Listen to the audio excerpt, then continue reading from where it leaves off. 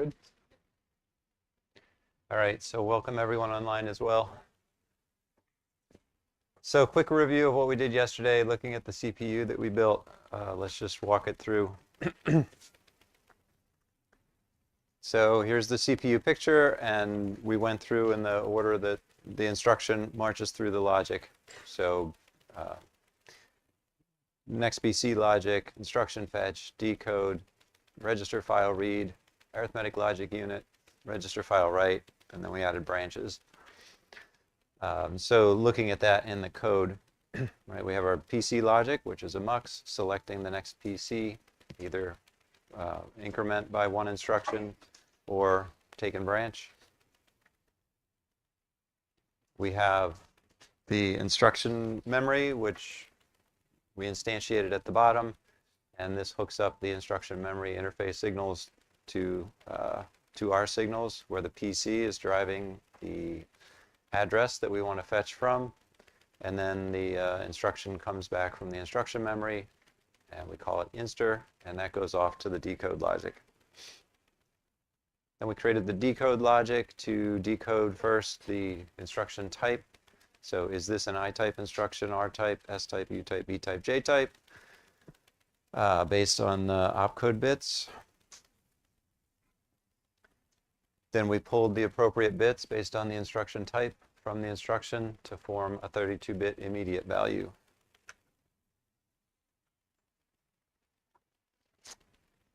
Then we pulled out the other fields, which are all in a fixed position.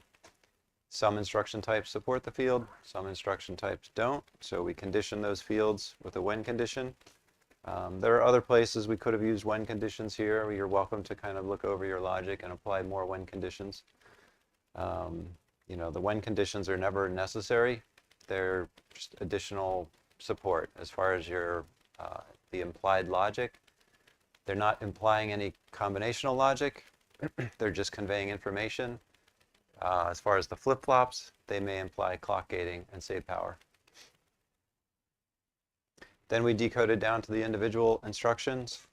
We decoded the branches and add and add I. We'll go back today, maybe today, and complete all of the instructions. We hooked up the register file, first doing read. So the decode logic has extracted the register indices for us. We hook those up to the register file, enabled by whether those fields are valid, and we hook up the data coming out of the register file to names that are appropriate to the CPU, source 1 value, source 2 value. We added support for branches to compute the branch target as the current PC offset by the immediate value. We determine whether, so that's here, we determine whether the branch is, whether we have a branch and it is taken based on the different branch conditions, evaluating those conditions. We hooked up the arithmetic logic unit, taking the values from the register file and operating on them depending on the instruction. And then we hooked up the register file write inputs. So we want to write the register file with the result from the arithmetic logic unit if the instruction has a destination register. We also excluded the write for register index 0, which is a special register which should not be written, always has a 0 value. All right, and at this point, we have the CPU completely capable of executing our test program. Today we're going to be looking at pipelining. So our CPU right now is trying to do all of this in a single cycle. That limits our cycle time, forces us to run on a slow clock. It's not going to be a very performant design doing one instruction per slow clock. So how do we get more performance out of our CPU? We'll do that through pipelining. All right, so into the slides. So before we sort of do that at the code level, we're going to have more fun with our cards. So what we need to collect up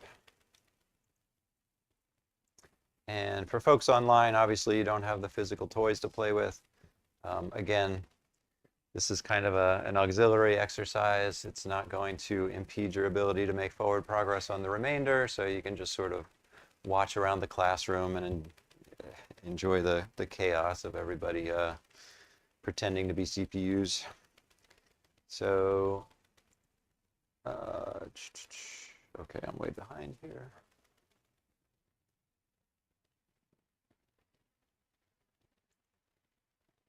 So this is where we left off, creating the test bench.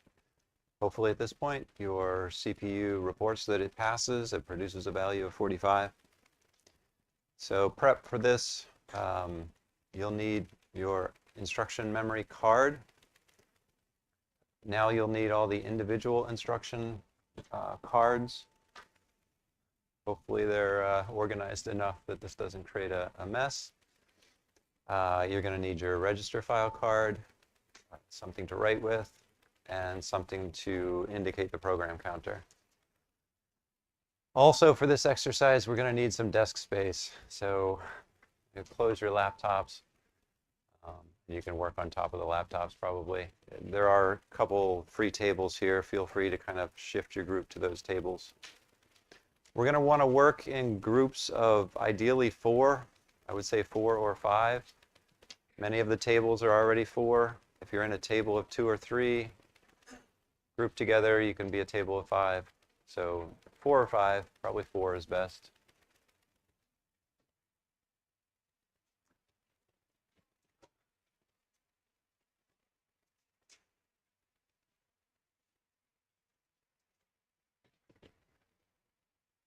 So this one's a team exercise, so it's just one set of resources for the whole team.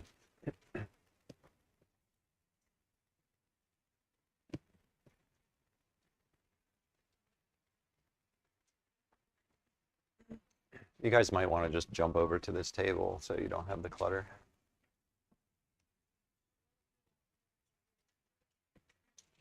You guys too, probably better off just jumping over here.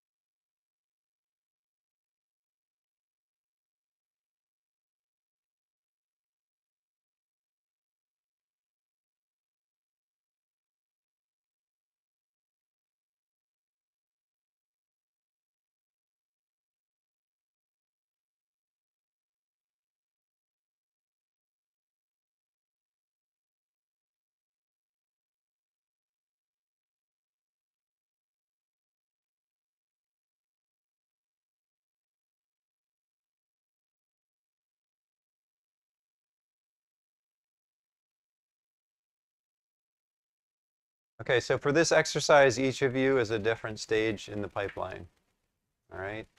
So the first stage in the pipeline is the next PC and fetch will combine together. So for that stage, you'll update your PC token to point to the next instruction, initially pointing to 0. There's going to be our clock is going to be a 6-second clock. So for each stage, do what you do in that stage, and then wait for the clock, and then hand off the results of what you do to the next stage. So PC and fetch, you're going to update the PC token and fetch the instruction, right? So you've got individual instruction cards. Fetch the instruction just means grab the right one at the PC. The next stage is decode, so you can decide amongst yourselves who's going to be what stage.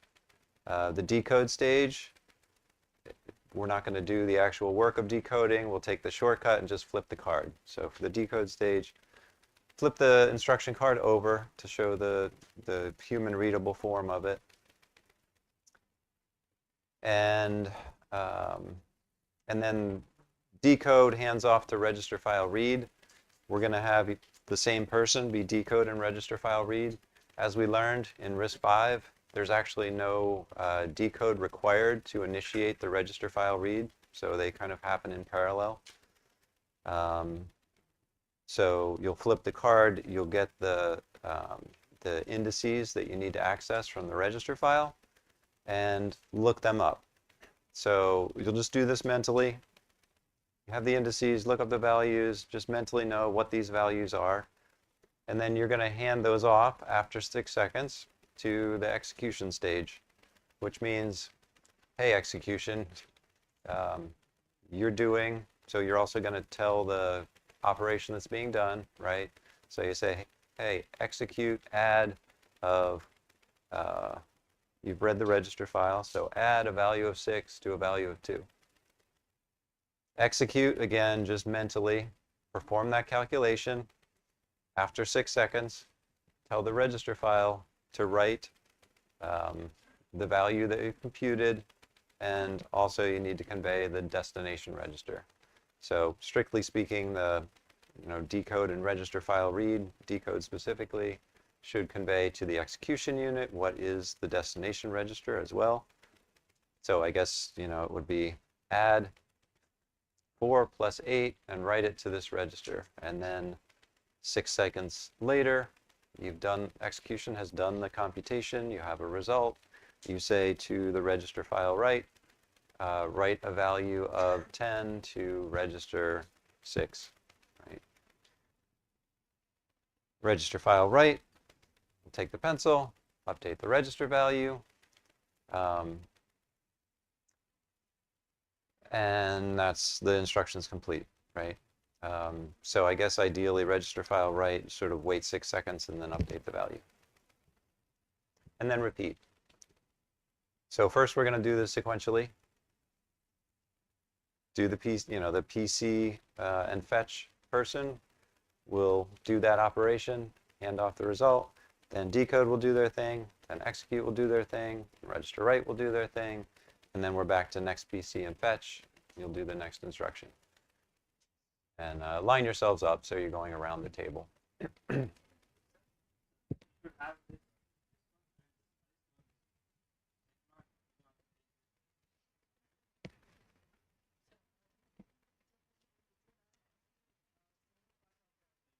Yeah, each of you is a single pipeline stage, single step.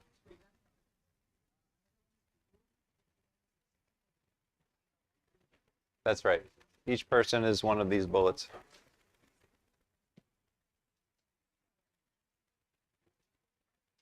So decide who you are.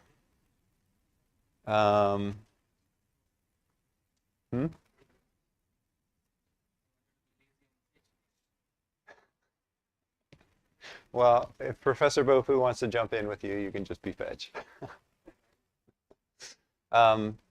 So I'll have each table be your own clock. So somehow we got a table of 5. So the table of 5 in the back, you can break up. I would say you can break up next PC and fetch into 2 stages. Right. Everybody else is 4. Okay, so everybody can be their own clock. Whoever is doing next PC can also be the clock. So whoever's next PC, count to 6, and, just say clock or whatever. All right, so whenever you're comfortable, whenever you're all set up, you can get started. Just walk through it. You've got your program set up. Just go as far through your program as you can.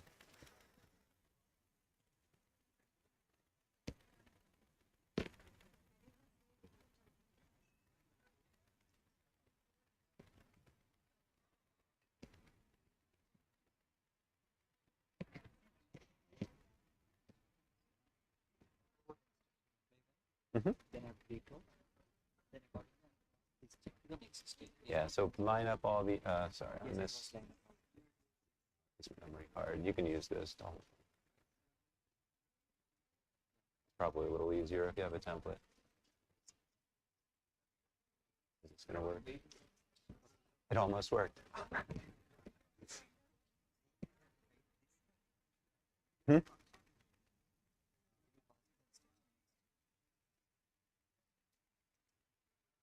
So are you next PC? Oh, you're next PC? And fetch? Yeah. So you'll start with 0.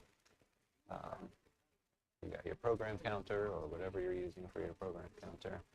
Fetch the instruction there. And actually, we should have these the other way around. Oh. Unfortunate. Okay.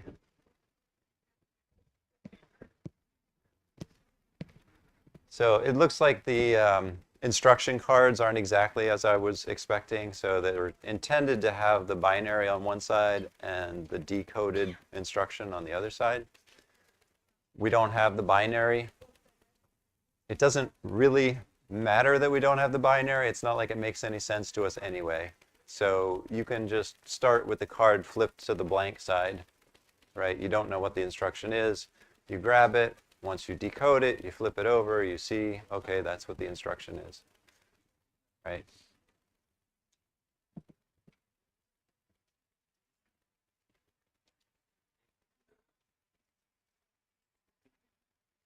Hmm? Yeah, right, but you need individual instructions to work with. So you can line those up, and, if you want, you can, oh, don't. You can flip these all over. So you don't know what the program is yet.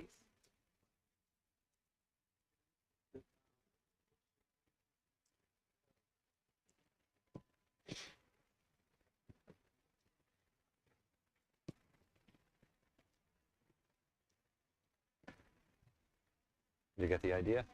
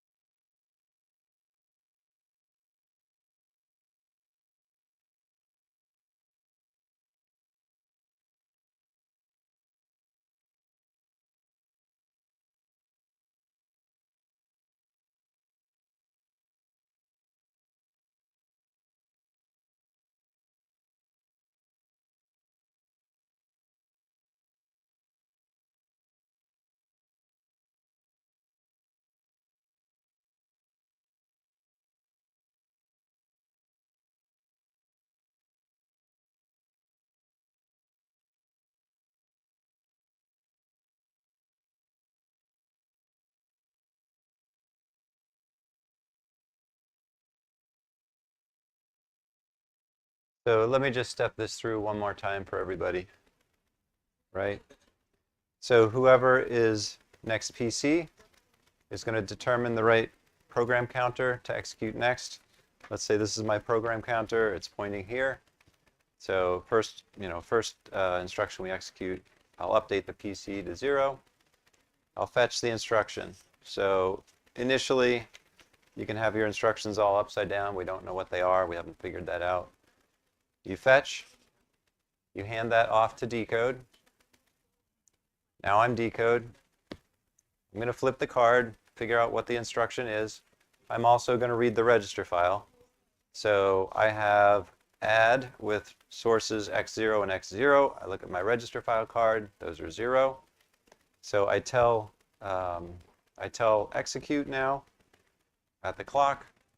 I say perform an add of 0 and 0 and write the result to x4.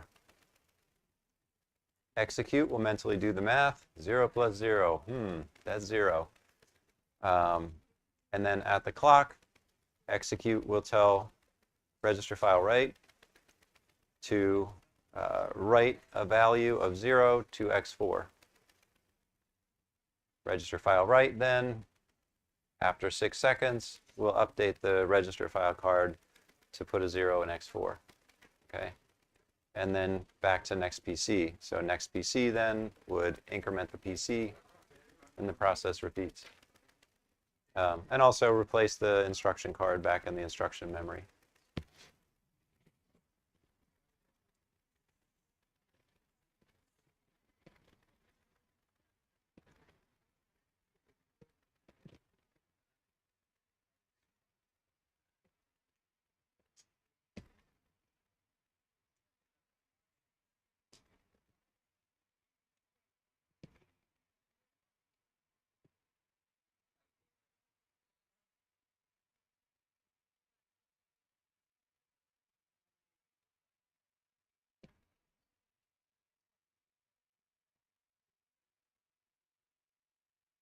All right, whoever gets the highest sum wins, I guess.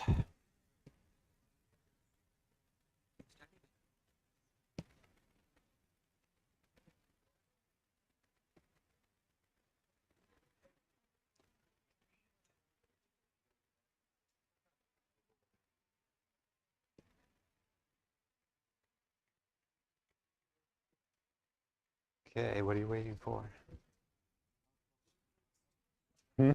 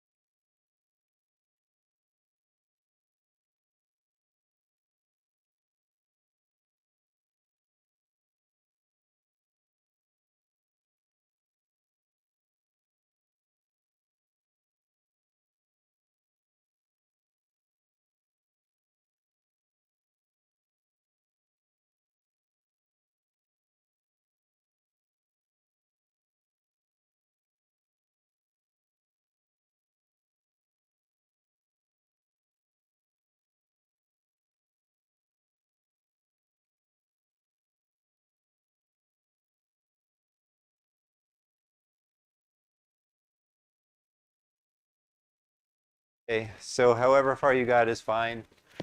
We had some overclocking going on. We had some seg faults. Things happen. So the next exercise is to run faster. Okay, each of you is doing your own thing. When you're running in serial, you do something, you wait for a while. We want to take advantage of the fact that you each operate independent of the other and overlap execution. So we're going to pipeline the execution. So you're doing the same thing that you did before, but you know the next PC is going to operate every cycle, and you're going to have an instruction moving around your pipeline every cycle. So you know, next PC again is going to update the PC. Do that based on the best information that you have at the time, which means generally +1, right? +1 instruction. So everything else should be the same, I believe. So try that. See what issues you run into. See how it goes. Think about how to resolve any issues. Go. So reset your machines. Return on power.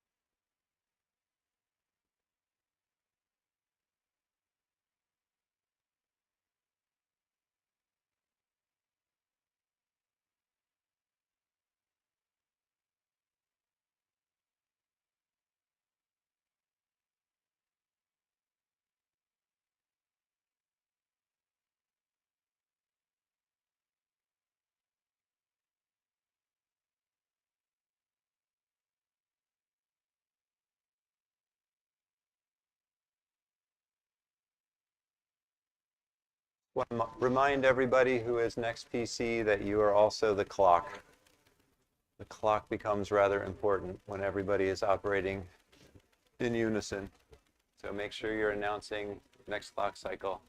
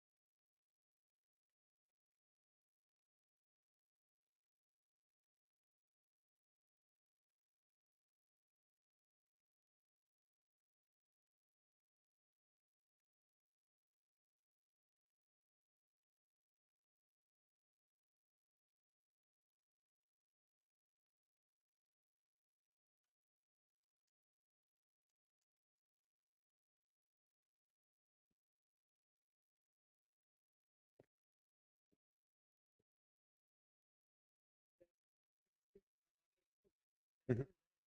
Yeah. Sure.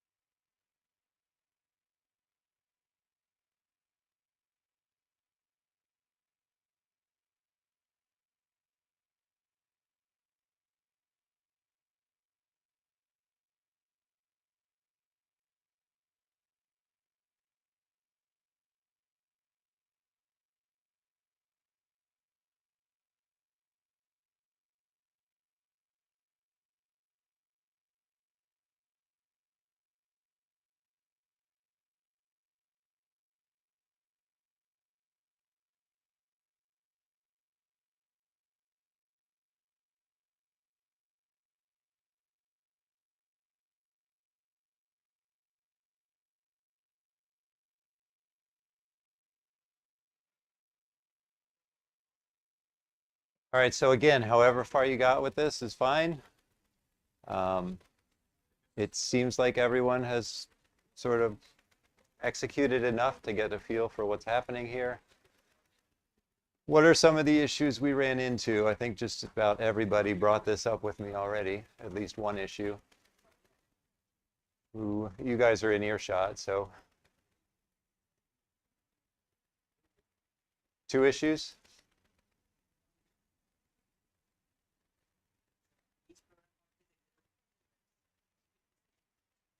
Okay, so you got through 2 iterations.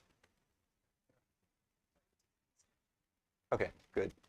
And did you run into any issues?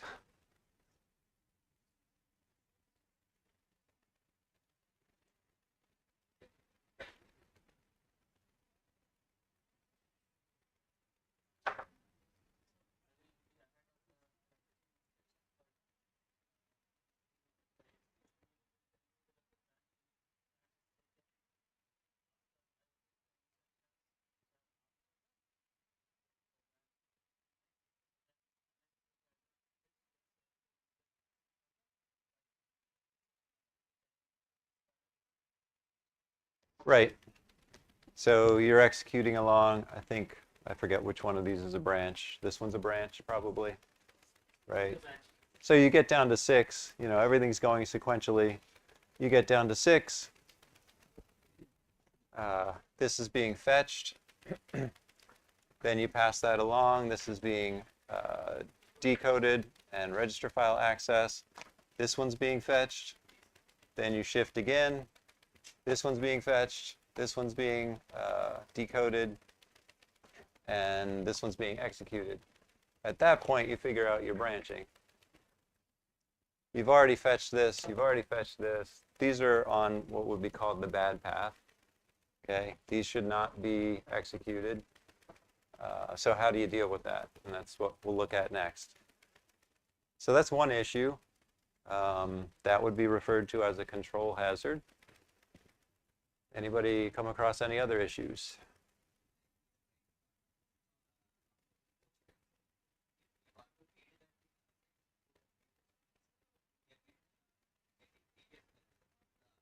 Right. So register read is happening with instruction decode. That's the second stage. Register write is happening in the fourth stage. So I forget which instructions are set up this way. But if you have one instruction writing the register file, the next instruction reading the register file, you're trying to read it before the register's been written. So you get the old value, just as he said. So that's a read after write hazard. Okay, so these sorts of scenarios that depend on the sequencing of operations are referred to as hazards. And when we try to pipeline our CPU and hardware, just as we tried to pipeline ourselves as the CPU, these are the issues we're going to run into. These are the issues we have to find a resolution for. So one more thought I had overnight, actually, for one more exercise we can do with this. Instead of each of you being a stage in the pipeline, now let's have each of you be an instruction in the pipeline. Okay, so you will perform every stage of execution of the instruction. One person will fetch an instruction. You can push your chairs aside, stand around the table, right? Fetch an instruction from the instruction memory. Update the PC, fetch an instruction, then march around the table to the next stage. Right, so fetch stage, grab the instruction, decode it. So again, now that you need to execute all, or to perform all of these stages, I'll walk through them again. When you decode and access the register file, you're flipping the card over, determining what the instruction is, looking at the values in the register file, determining what those values are. Then you hand off to execute, which is no longer a handoff, it's you, you're the instruction. So walk around to the execute stage, do the mental execution on those values, come up with a result, clock, so step around to the next, write the result back to the register file, and then become the next instruction, right? So we'll actually physically walk around the table, be the instruction, keep executing, and see what happens, right? Behavior should be the same, but this will give you new perspective as the instruction instead of the stage. Okay, so we'll just do that for 5 minutes, and then we'll continue on and start looking at the hardware model. Push the chairs aside, make yourself space. Don't want any injuries.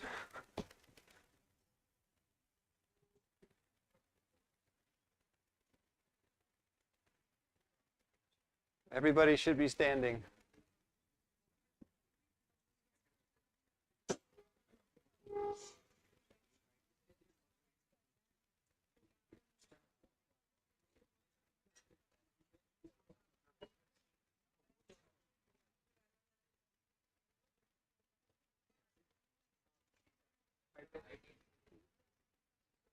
Yeah.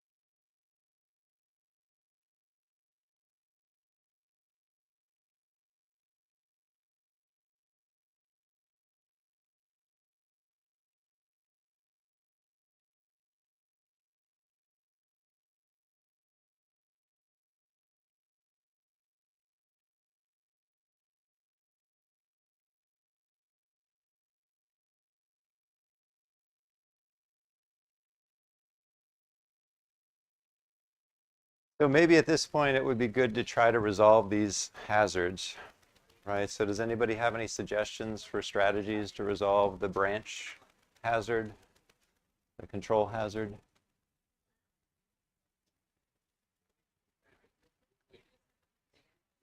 Any suggestion for how to resolve the branch hazard?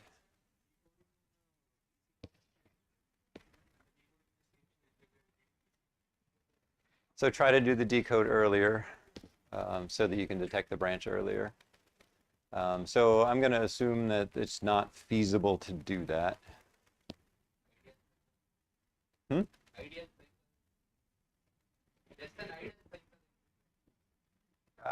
An idle cycle. So how are you generating that idle cycle?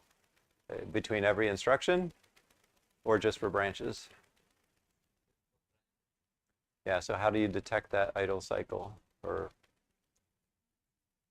when do you know there's an idle cycle?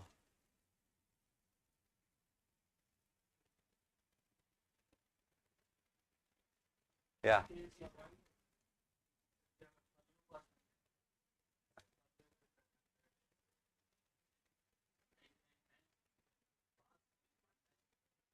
Yeah.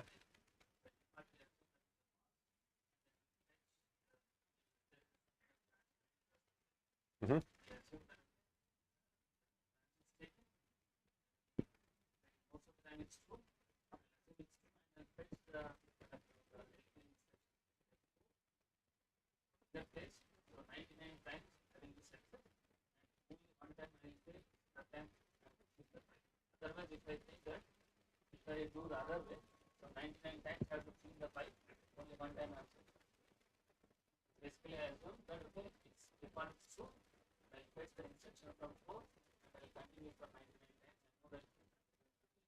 Mm-hmm. Right. So we can use what's called branch prediction to reduce the likelihood of trouble. We can, early in the pipeline, predict, hey, I've seen this instruction before. This is a branch. It's been taken before. Let me take it quickly before I run into trouble. So that's going to help with our performance, but it's not going to help with correctness, right? So let's worry about correctness first. How are we going to make sure that we're not executing instructions that we shouldn't execute?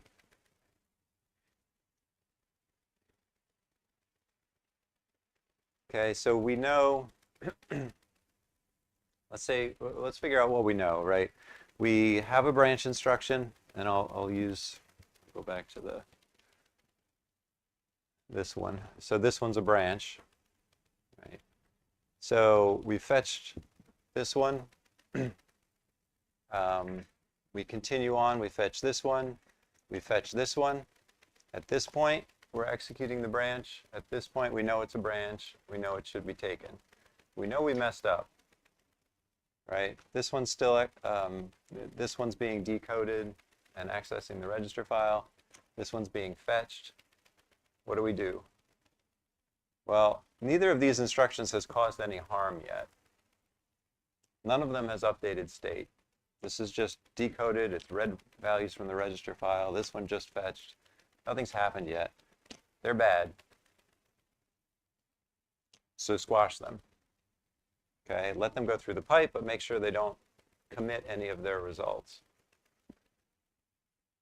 And then you update the PC and everything is fine. All right, but you just need to make sure you're cleaning up these guys and marking them as bad path, don't do anything. So that's sufficient to resolve the hazard. And then, as Professor Bopu said, you can go a step further and try to improve the performance to avoid these bubbles by making predictions about the branch and about its target, so that if you predict correctly and quickly, potentially you could have this instruction be the correct one and actually fetch this one or that one, whatever it is. All right, so what about the other condition, the read after write? So whichever the two instructions are, say this one is a write and this one is reading the same index. you don't have time to do the register file write and register file read, right? That's 2 cycles apart. What do we do? Forwarding? Yeah, so you know, unless you want to do something more catastrophic like flush the whole pipeline, assuming we want reasonable performance, that's a condition you have to detect and have a special case for, right? So this guy writes, this guy reads, you've decoded the registers. Well, let's do this in sequence. So this guy would be the write operation, and maybe he's in his decode register file read. This guy's being fetched.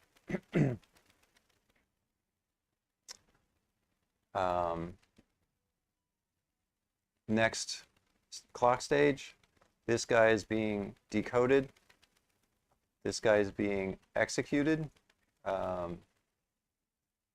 At that point, when you're decoding, right, you have to detect the read after write. So you're doing comparisons of this guy's registers and this guy's registers, and you're saying, hey, this guy's source registers are the same one that this guy wrote.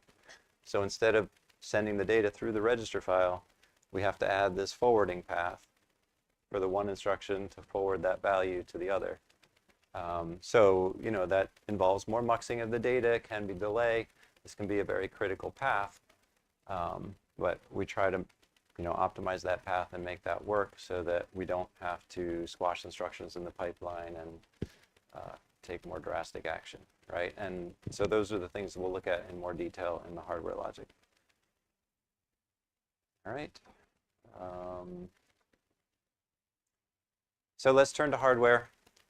Let's talk about these things with the Warp-V CPU. It's got some pictures we can talk to. So let me open up Warp-V. You can, you know, clean up your desk space. We're done with the cards for now.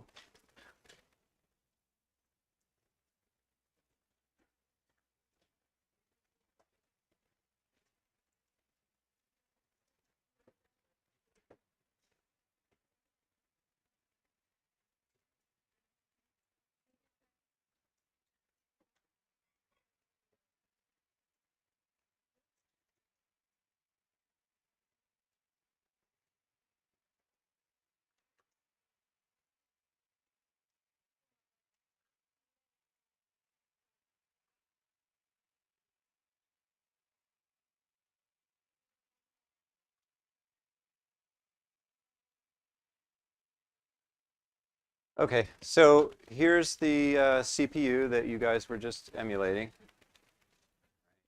It's got 4 stages. You've got the PC update and fetch.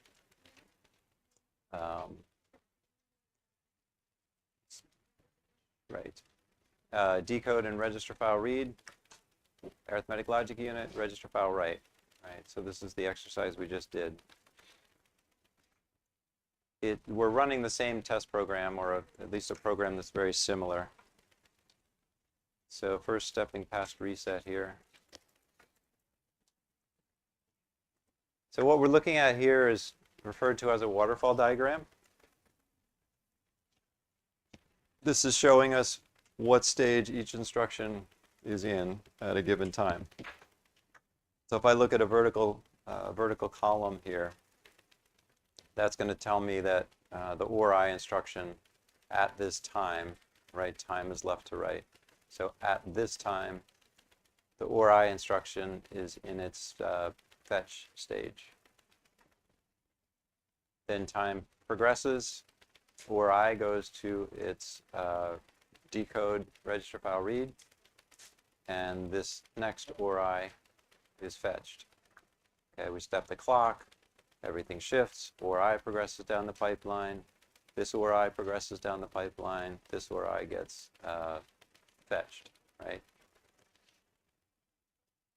So this is our view of the instructions over time. Each instruction is going to march through the pipeline. Each instruction a cycle after the one before.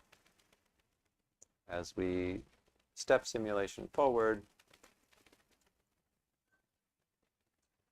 These, the green here is indicating the register forwarding, so the read after write, and the blue down here is our control hazard, the branch.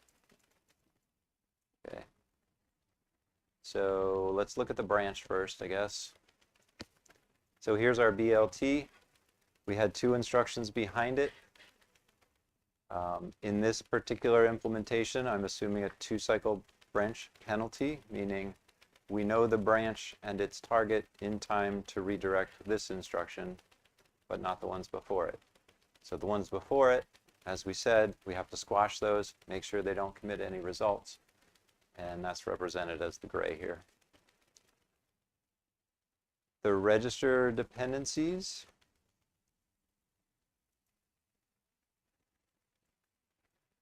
Right here we have an add-I instruction that's producing, let me see if I have a 1-cycle. I think all I have here are 2-cycle dependencies. Okay, here's a 1-cycle. So this instruction is producing a result in A0. This store instruction is reading A0. Okay, so read after write. A0 happens to be X10. That's what we're showing here. That same register is used as the second source register. Okay, so there's a register dependency.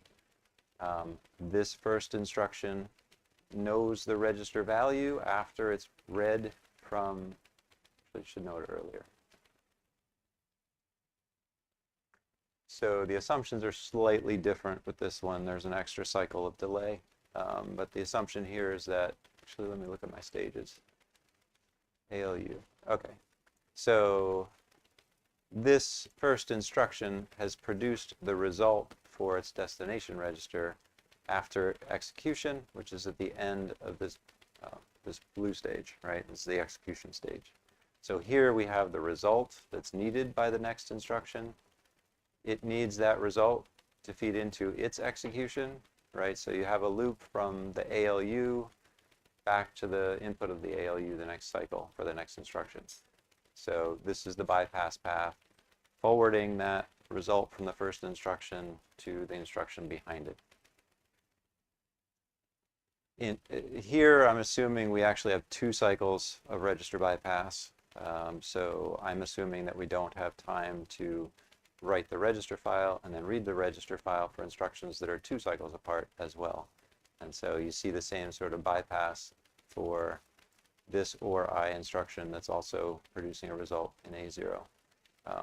This line here actually is not utilized because we're also writing A0 in this instruction.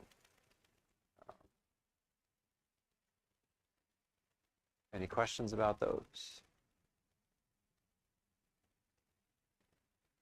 Okay, so now we're going to progress through our hardware. We're going to take incremental steps to get to this point, but this is essentially where we're going to land. All right.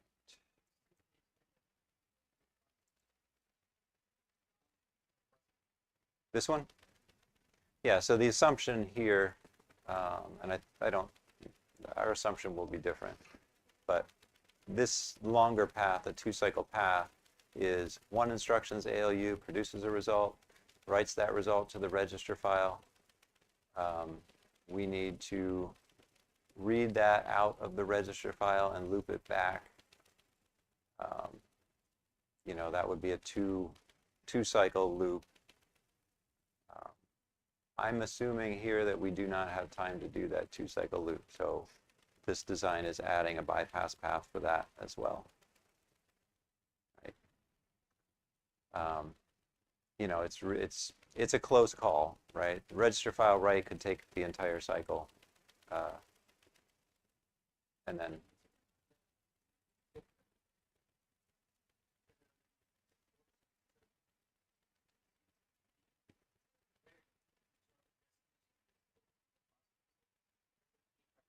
that's right. Yeah.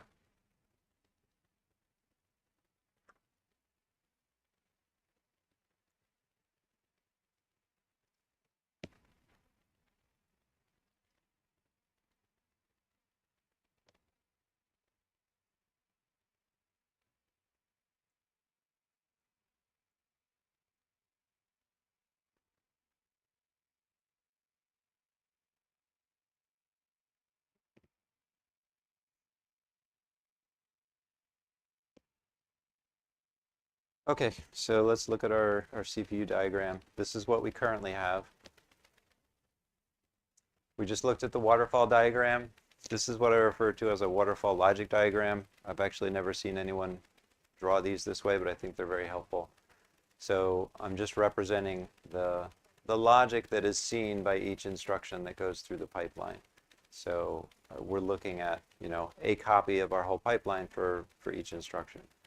So for 2 instructions back to back with our current CPU, this is how we would represent their execution, right? The first instruction is going through these stages. The second instruction is going through those same stages a little bit later.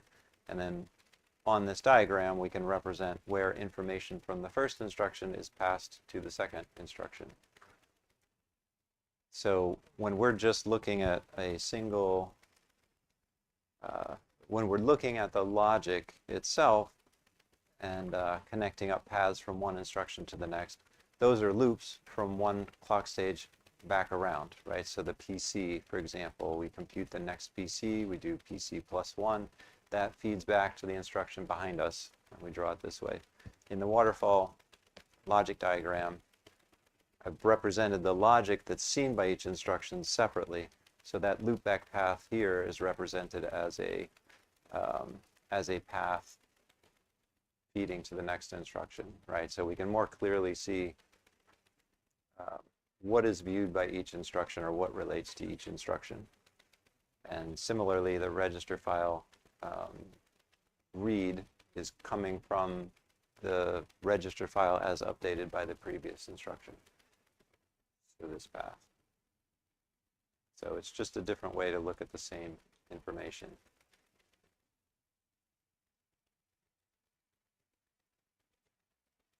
To pipeline this, we want to introduce more stages, so more stage boundaries. So, the first thing is just to reassign the pipe stage for our logic. When we do that, this becomes the waterfall diagram, right? The branch hazard is this first exclamation mark here. The branch of the first instruction, its target, its taken information is computed in stage 3, the execute stage.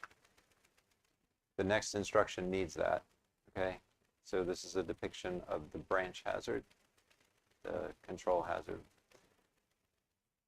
The read after write is this other hazard, right? The register file write is being performed by the first instruction. The value that's written is not available to read until stage 4, and it's needed here in stage, why is that labeled 2? 2. Yeah, that's correct, okay. Is needed a cycle earlier in the next instructions, stage 2. So those are the conditions that we have to address.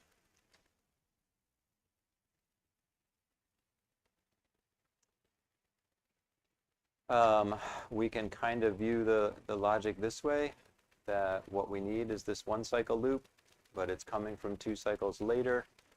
This is implying anti-flip-flops. Until we invent an anti-flip-flop, we're going to have to come up with a different solution.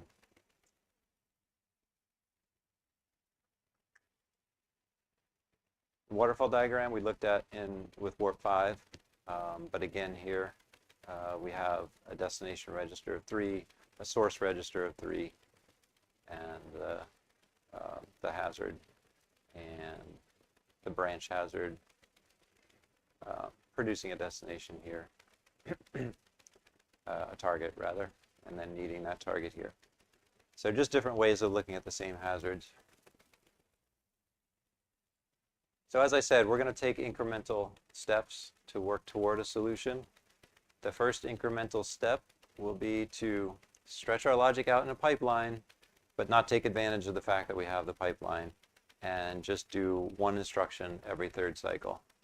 So we'll have the logic, pipelined out and taking multiple cycles to execute, but we're still going to essentially have the same throughput, one instruction every third clock cycle, right? So maybe we speed up the clock by a factor of 3, but we're still only executing the instructions with similar latency. Knowing that we don't have valid instructions between these, we have no hazards. There's no instruction to create that hazard, right? So this is the approach that we will take first. Here's the waterfall logic diagram for that, right? We know that these are 3 cycles apart, so we have time.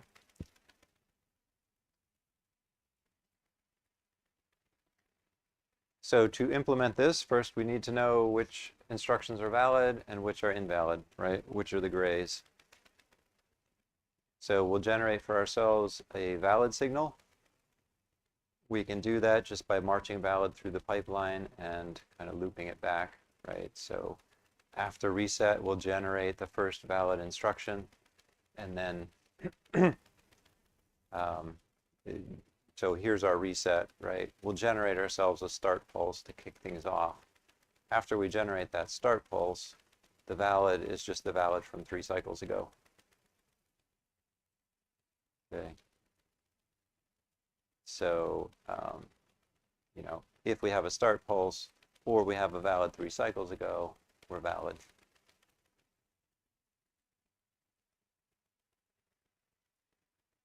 Okay, so we'll do this in 2 steps. First is to generate the start pulse. So that's going to be an edge detect. That's similar to what we did for the calculator button, right?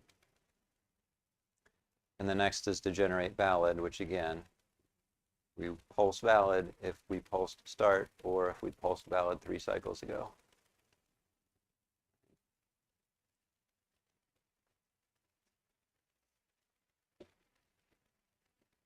Any questions?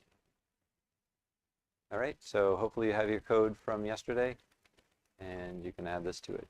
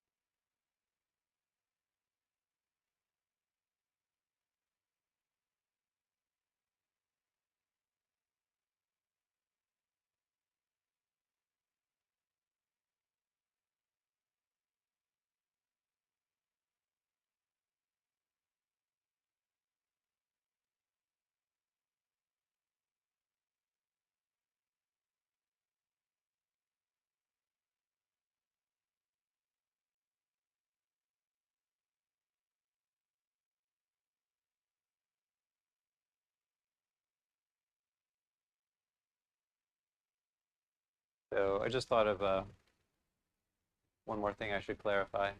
So just so it's clear, at this point, all of our logic is still the same as before. It's all in stage 1, right? We haven't stretched our logic out in the pipeline, but we're prepping to do that, right? So we're creating the gap between instructions. So we still have all our logic in stage 1, but we're creating these 2 dead cycles, and then creating the valid, which we will soon use to control whether we're going to execute an instruction or not. So again, incremental. First, we're going to stretch the pipeline empty. Later, we'll actually distribute the logic. But as we know with TL-Verilog, distributing the logic is a safe operation. Logically, it doesn't matter how the logic is distributed. For now, it's all still in stage 1. So at this point, you're just creating the logic to create the valid that pulses every 3rd cycle. It's not even hooked up. So the rest of it is your original design.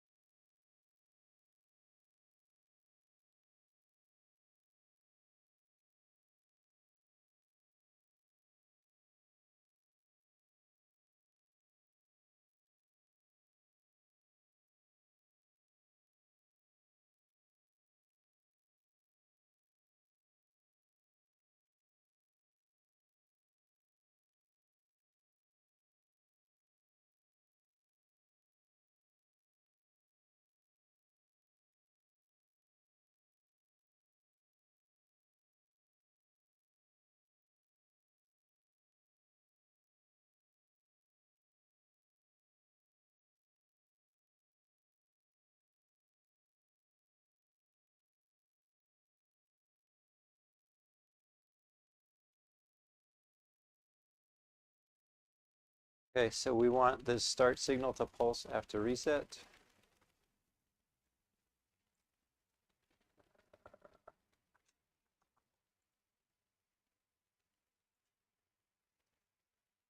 Start is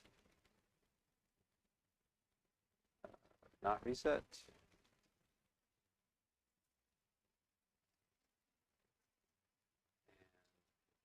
Previously we had reset.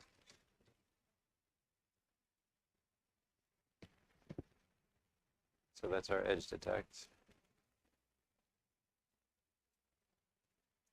And then valid. We want to make sure valid is 0 during reset. We don't want any spurious activity on valid to generate more pulses later. So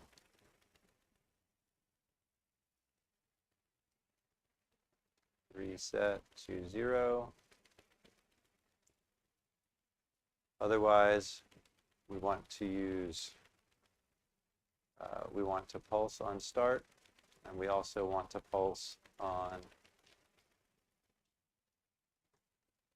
based on previous valid pulses 3 cycles ago. Okay, so we want to pick up this pulse, and then for the next pulses, we want to pick up the pulse from 3 cycles ago.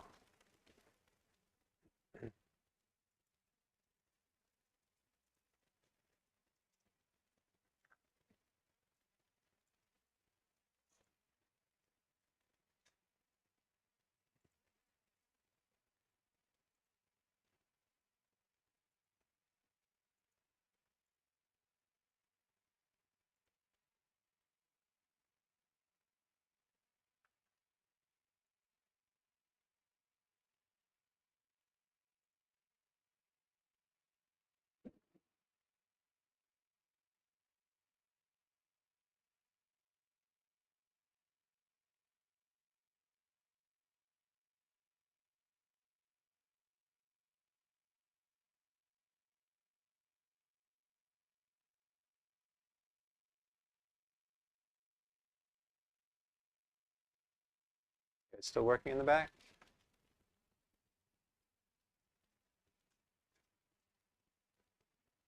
Okay.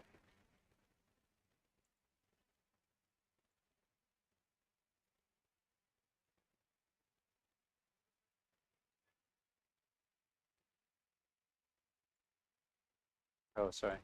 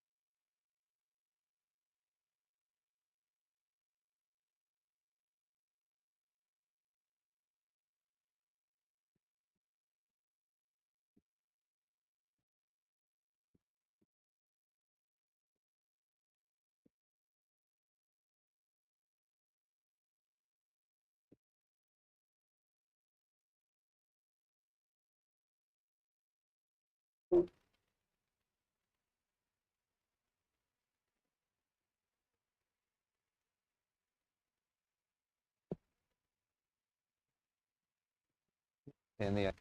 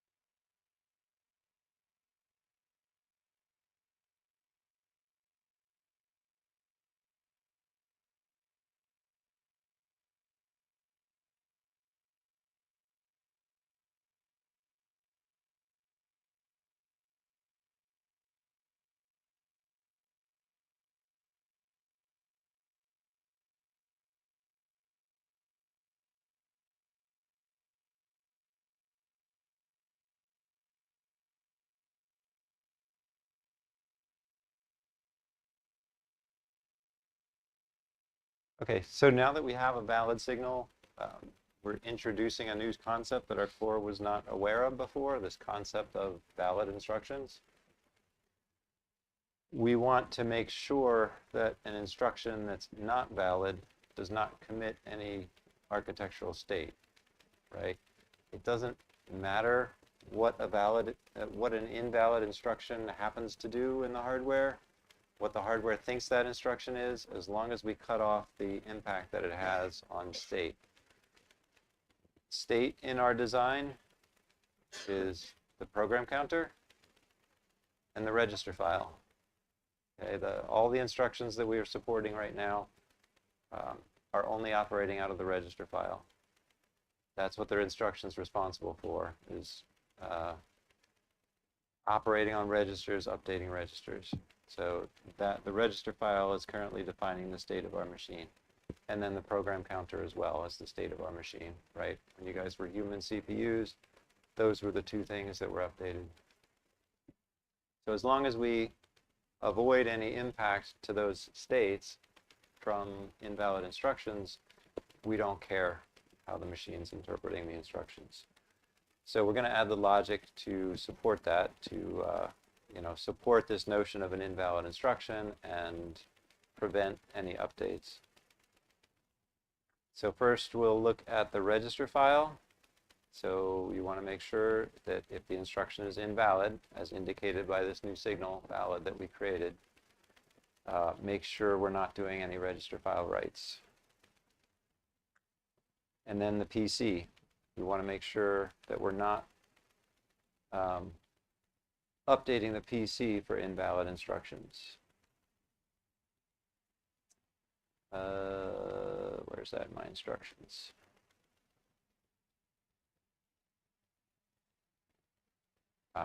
Okay. So the way I've done that is to not care what the PC is for the invalids and just update the PC as +1 in a 3-cycle loop that matches the 3-cycle cadence that we have, right? So the PC increment, instead of applying that with a 1-cycle loop, we'll apply that with a 3-cycle loop. So we'll use incremented PC ahead by 3 instead of ahead by 1. And then similarly, the update for a branch, it's not from the last instruction now, it's from the instruction 3 cycles ago. So the branch target calculation now also will come out of stage 3 and back to the PC. Okay, so this is helping us free up extra cycles, which now are empty, but once we free them up, we can stretch our logic out.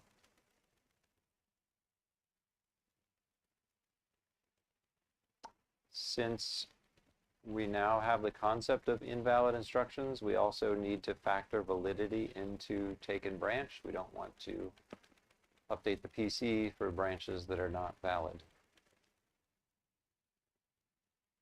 So we only want to do the PC update if we have a take and branch that's valid.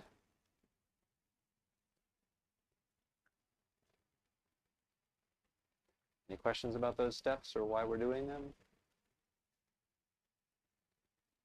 Yeah. Just repeat. Yeah, so we want to make sure that we've introduced this new concept of invalid instructions. We want to make sure the invalid instructions do no harm. So we need to cut off the write to the register file for invalid instructions. And then for the PC update, we're updating on a 3-cycle cadence. So we'll manage the PC update just every 3rd instruction instead of every instruction. So the PC gets updated by the instruction 3 cycles ago. We know that's the one that was valid. So the increment, PC increment, loops around with 3 cycles, and the branch, the update for branch instructions. Now that update should be for valid branch instructions, and that's going to be a 3-cycle loop as well. So the instruction that's 3 ahead of us is the one that updates the PC. Okay.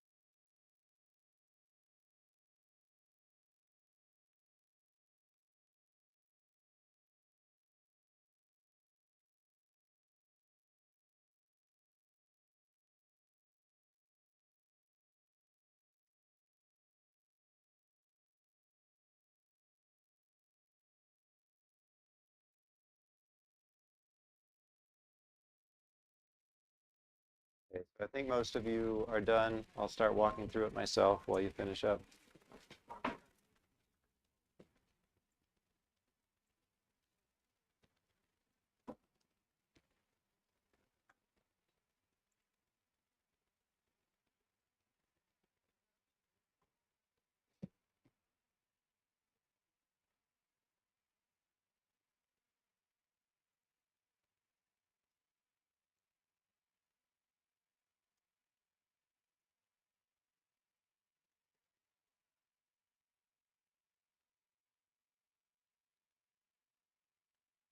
So step one here is preventing the register file write for invalid instructions. You can express that a couple different ways, but the way I've done it is to AND valid with the entire expression here, right? If we're not valid, we want this to be 0. Step 2 is avoiding the redirect for the PC for invalid branches. So taken branch. Again, we want that to be 0 if we're not valid. Again, you can code that various ways. I'll do it this way. So if we're not valid, then taken branch is 0. And I want to call that now valid taken branch.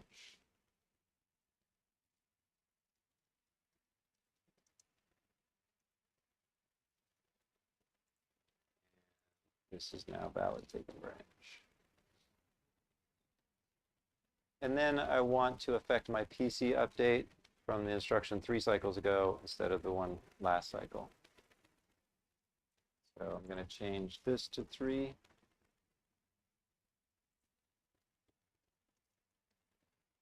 And the value is also circulating around 3 times. And the incremented PC from 3 cycles ago. So that's what's depicted here in red. Right, so again, this is ensuring that the thing that updates the PC is the instruction 3 cycles ago, not the previous.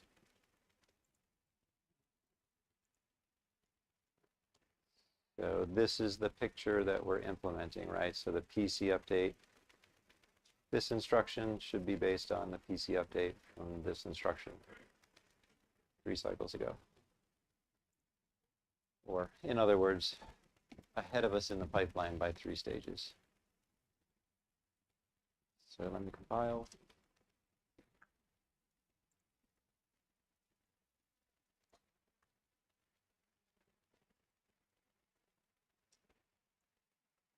And what we should see in visualization now, step 1 at a time. We see all these gray instructions. Those are invalid. And we have our first valid instruction.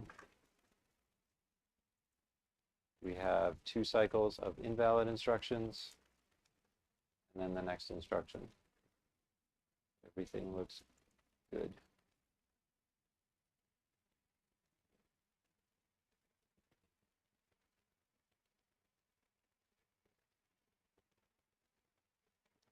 Let's make sure we're branching correctly here.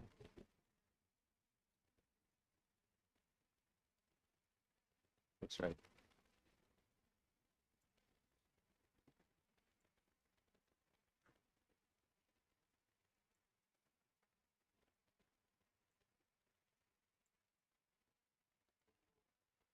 Okay, so just to review, make sure everybody caught everything. The first change was here. Register write enable.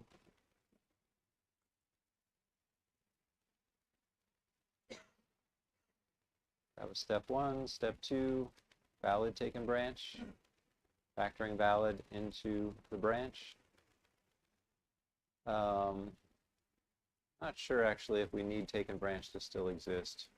Just to be safe, since my slides keep taken branch as a separate signal, let's code it that way. So let's do taken branch is valid and taken branch. We'll revert this.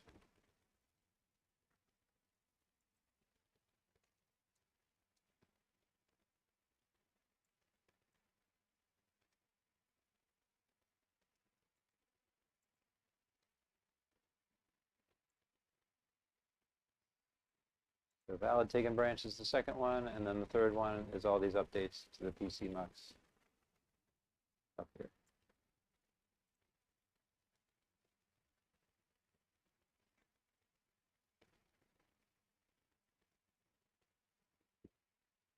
Looks like everybody's good.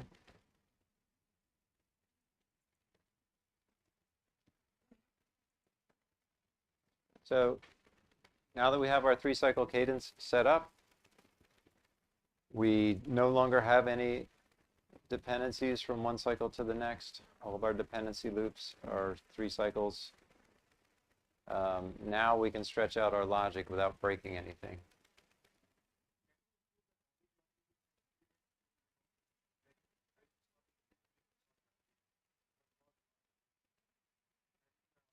You can. Yeah. You'll never read an invalid instruction, but you'll keep reading the same instruction, right? So if you keep reading the same instruction, which was a branch, now you're executing that branch multiple times. Maybe that's okay. Still kind of risky. Philosophically, right, you just want to say, this guy's invalid, let him do whatever he wants to do. But make sure he doesn't update any state. Now, so the approach we took with that, right, the machine's still doing stuff. That's still burning power. So it might still be valuable to kind of cut off the instruction early on and make sure we're not burning power for invalids. But at this point, it's sort of an intermediate step to transform our design to what we want it to be. So at this point, we're more focused on correct functionality.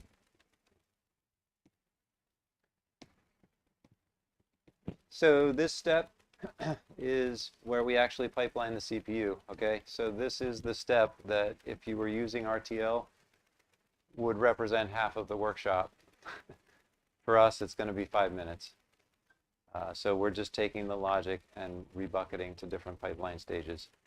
So that's, let's see, stage is cut and paste. So that's step 1, is to partition the logic as depicted here. Also, to support this change, some of our code is in macros, so we need to tell the macros to change their timing as well. We need to update the register file to use at2 and at3 to say read in stage 2, write in stage, read in stage 2, write in stage 3. Begin the write in stage 3.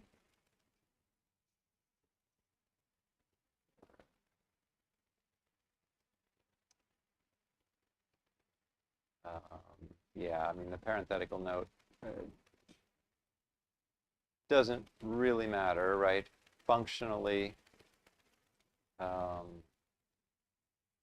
so making this change does change kind of the functionality of read and write, right? Previously, the read and write were happening at the same stage. Now we've stretched it out, which can have the functional impact that we discussed, where you know, we have a read after write hazard because we've separated those operations into separate stages. Since we don't have back-to-back instructions at this point, it's okay. That's why we're not doing instructions back-to-back. But just to note that this change is potentially a functional change. Okay, and that's it. So it's just those 2 steps, right? It's distributing your logic and then changing the parameters to the register file.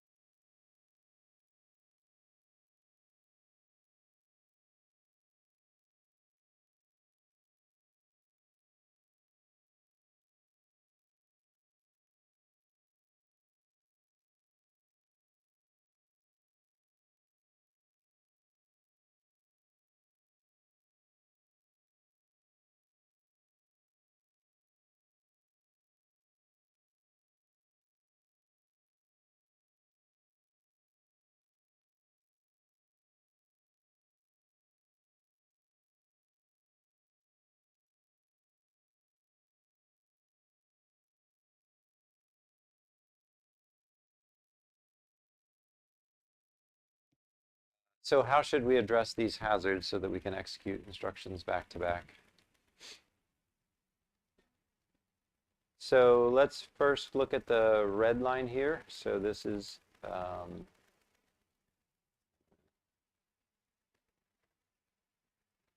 okay. So we're dealing with the register file bypass first, or register forwarding.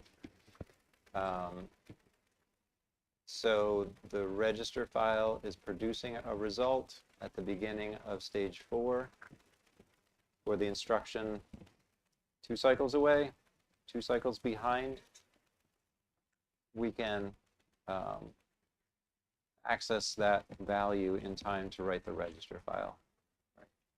So this is the path that when I showed the warp 5 waterfall diagram and the hazards there, in that design, I was assuming this path was too tight and I couldn't meet it. We're going to assume that we can meet this path, but the path from back-to-back instructions we can't meet. So for that, the register file would be producing a value here that we need here. So what we need to do is, instead of getting that value out of the register file, we need to bypass it. So we need to instead, in blue, grab the value from the ALU and forward that to the next instruction, to its ALU execution. Okay. So we need a multiplexer. The multiplexer on each source operand needs to be controlled by whether that source operand has the same index as a valid result produced by the previous instruction. Okay, so if this instruction's result is in the same register as this instruction's source, we need to use this value. Okay, so this path through the register file is fine. This path is broken. We'll fix this broken path with this forwarding path. We were just looking at the waterfall logic diagram. If we just look at the logic diagram, right, that forwarding path is a path that loops around from stage 3 back to stage 2.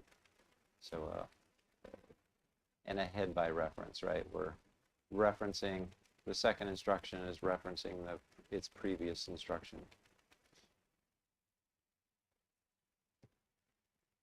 Okay, is that picture clear?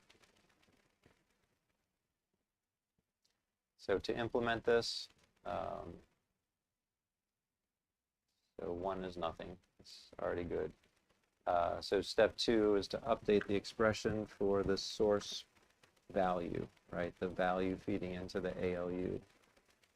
We need that value to support this bypass path. So we want to select the previous result if it was written to the register file, so the write was enabled for it, and it was the same index, previous RD was the same index as my index. All right, for both source registers.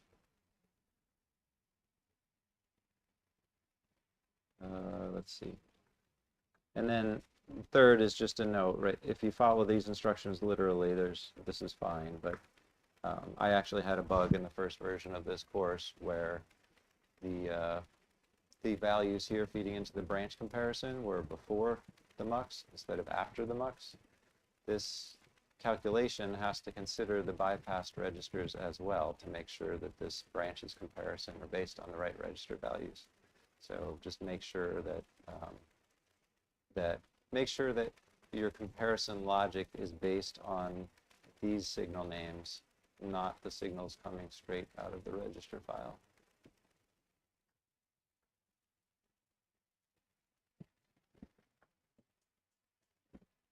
Okay. So after this, we will break for lunch.